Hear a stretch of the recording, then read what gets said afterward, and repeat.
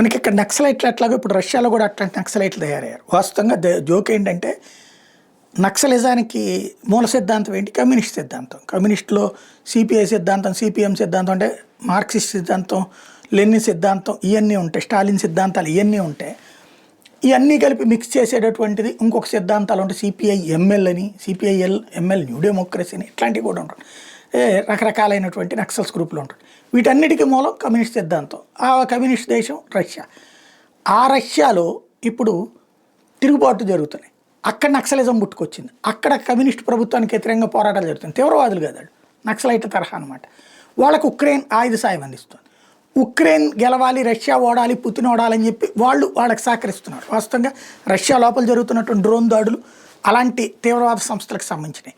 వీళ్ళు ఎట్లా నడుపుకుంటున్నారంటే through WhatsApp ద్వారా కార్యకలాపాలు నడుపుతున్నారని ఇప్పుడు వాట్సాప్ మీద నిషేధం దిశగా అడుగులు వేస్తున్నది రష్యన్ ప్రభుత్వం.